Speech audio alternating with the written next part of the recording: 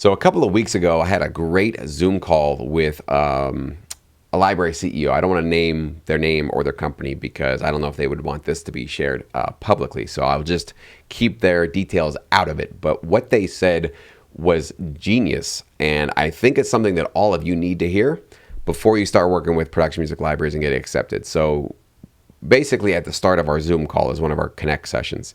I asked this CEO, I said, hey, so I'm sure you get tons of producers and composers that get into your library and then have probably false expectations or misled expectations as to how much money they could potentially earn, especially in the first year, how quickly income can basically come to them, and just sort of having their expectations probably not being met in terms of how slow this industry really can be, especially if you're new, your first couple of years into it.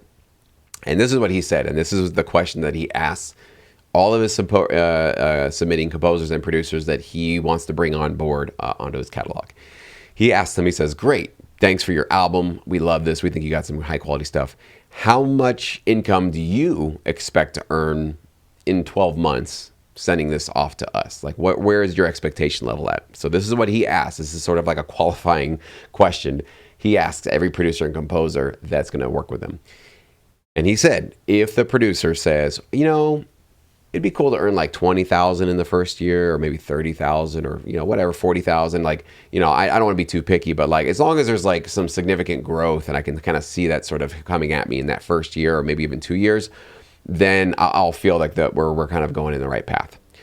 That's when this library CEO waves his hand and says, see you later. I'm not the right CEO for you. I'm not the right library for you. Those are not realistic expectations for sync licensing working with production music libraries. And I'm glad we got that out of the way. And he says, I can let you know maybe what's more realistic, but if that's what you're expecting from us, I don't want to take your music because you're going to be really, really disappointed in us. You're going to really think that we're dragging our feet and we're not doing our best for you when we probably really are.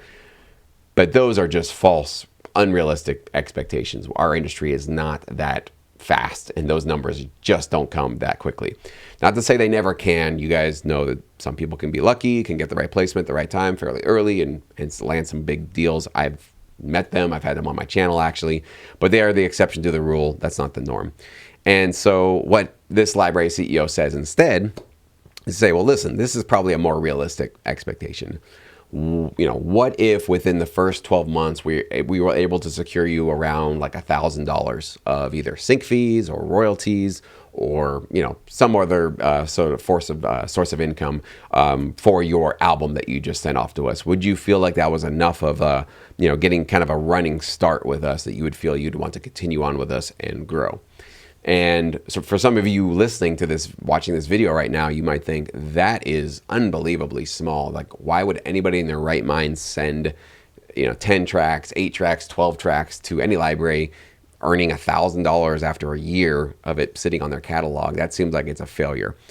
If you feel that way, you probably shouldn't work with production music libraries. This should probably be either just for fun, kind of a hobby every so often, but definitely don't see this as your potential future source of income or something you're going to heavily rely on, because that is even maybe a lofty expectation to earn $1,000 after a year. This is a really reputable company, so I trust that he has sort of insights into how he's earned his composers and producers in the past, so maybe that seems like a more realistic number for him. But I know for most libraries in my career, I wasn't earning $1,000 in the first year. Maybe for the ones that I was earning some consideration fees, okay, yeah, because they'd pay me a little bit of money up front for every track that I submitted them, but definitely not in royalties, definitely not in sync fees. I wasn't earning over $1,000 in the first year. So what really the reality of this business is that basically you probably shouldn't expect any income for the first year, maybe the first 2 years in many people's experiences. It can even extend into 3. Now, this is why I do say have at least 2 or 3 libraries that you're consistently working with so that you can kind of start to A/B compare the results you're getting. Maybe library 1, yeah, they're kind of, they're taking a lot of music from you, but like you've gotten nothing, like no royalties, no placements, nothing. Library B, same thing, taking all your music, but you're just seeing tons and tons of placements stacking up with them after 1 year, 2 years, 3 years or something like that, or just more placements, right? Now you have something to compare to. You know who you should be doubling down on and who you should maybe think about slowing down on or maybe replacing and going to a different company.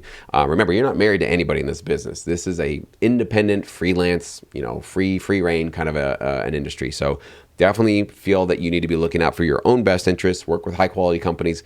But even if a high quality company isn't providing you results after, I'd say, a year or two, that's when you should really second guess maybe where you're going with them. But again, not after sending them 5 tracks. This is after consistently producing new music, handing it off to them every single month, okay? But again, just the point of this video was to kind of highlight this really, really helpful, I think, just question and resetting our expectations for you guys to know, and especially what I've seen in my career and what I see for a lot of producers and composers that get into this business. Of course, excited, motivated, hungry in the beginning, but then hitting those moments of, oh my gosh, another royalty date where I didn't even get a statement, or I got so little royalties that they didn't even pay me. It's just on paper, but I didn't cross the threshold to even be issued a direct deposit or a check.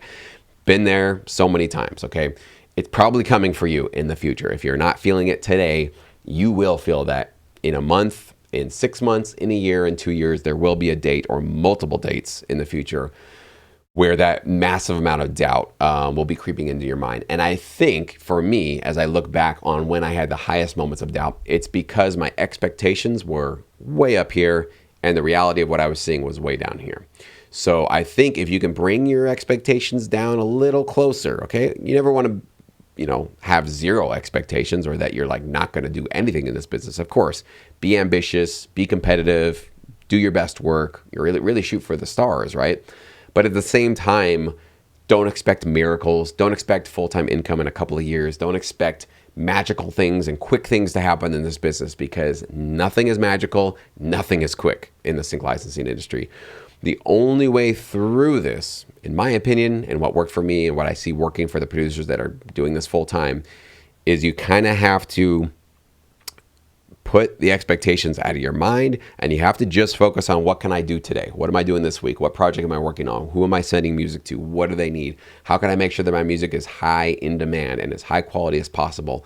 What new plugins should I explore to expand my sonic qualities of my music? How can I basically enhance my mixing skills a little bit? How can I do a little bit of market research? Sync Match, you can definitely do a lot of very quick market research to find out what tracks in your particular genre are getting placed the most. So, you're not wasting your time throwing music into a library that doesn't really get placed at all. So whatever it is, just make sure that you're doing your best in the things that you can control. Try to keep out of your mind this sort of feeling of, well, I think that next royalty check will be my $10,000 one, or my, I'm going to earn 6 figures this year, or my whatever it is, right? Insert the blank. Did that so many times in my career. It's really kind of embarrassing how many times I had these ridiculous expectations. And every time when I didn't have my results, my royalties, my sync fees, whatever it was, match the expectation, immediately got bitter, immediately got defeated, immediately felt completely let down. And that's what's tough about this business, is it requires this kind of almost military level of a mental state of just almost ignoring, the lack of results you're getting in the first couple of years, but having faith and trust and belief in yourself that they will come and that you have to just keep grinding on that. So sorry, I hope I don't keep repeating the same kind of themes here in the last couple of videos, but this is the kind of stuff that I just keep seeing over and over again in the comments, in my emails, on YouTube, in Sync Academy. So I just think it's one of these things that just come back to fairly consistently to just share with you guys my insights on it. And I think the fact that this was a CEO sharing this kind of, if we will call it like a qualifying filtering question, was really, really smart and brilliant that he's doing that. And I wanted to basically just share that one with you guys as well. So hopefully you found that helpful.